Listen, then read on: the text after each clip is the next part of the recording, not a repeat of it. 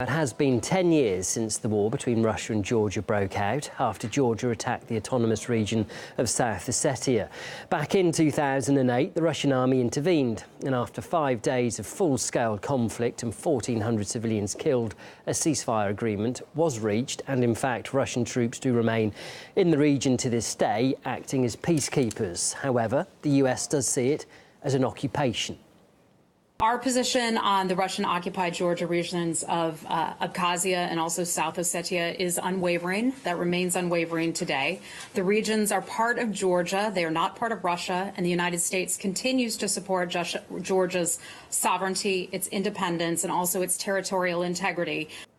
Despite Western politicians putting blame on Russia for the 2008 Ossetia war, the EU's fact-finding mission did establish that Georgia was the one who initiated the conflict, but it also found that both sides violated international law. In our new documentary, we recall the most tragic moments of the conflict. Here's a quick preview, and you can watch it in full later today.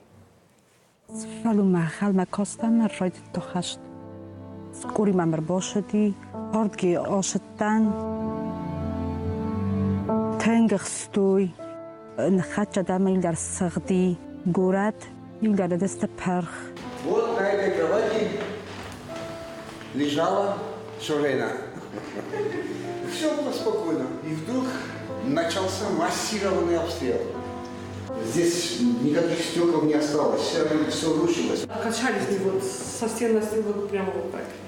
Две девочки пошли, и грузины танками на ней зашли, и все головы даже, как земляста. Это был младший класс. Когда стреляли, дети были в классе, учились. Сюда попал уже миномет, и 3 детей умерли. Così a volte ecco mi chiamano una festa. Ma sa che gioca l'ofta io non abbiamo più. Ma stiamo con dalla malap. Here, the mainstream media, they reported that Russia started the conflict and said nothing about Saakashvili opening fire on the night of the beginning of the Olympics in Beijing.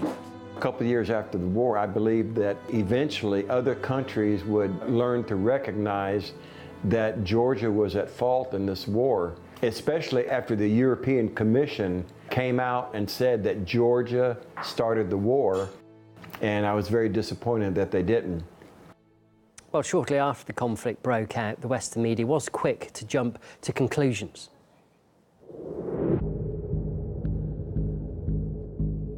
Georgia's president says Russia is attacking his country, dropping bombs and moving tanks into Georgian territory. Russia's attacks keep coming despite Georgia saying it's withdrawn from South Ossetia. The Georgians can do nothing.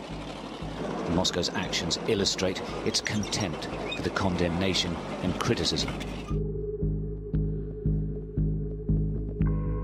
I want you to know to whom to blame on this conflict. That's Mr. Saakashvili, who started this war, and Mr. Saakashvili, who is aggressor. And 2,000 people were killed in one day, and that's what I am against. I would never cut you off. Unfortunately, a commercial break will take us there in 4 seconds, whether we like it or not. I'll bring you back after the commercial. You don't want to hear that.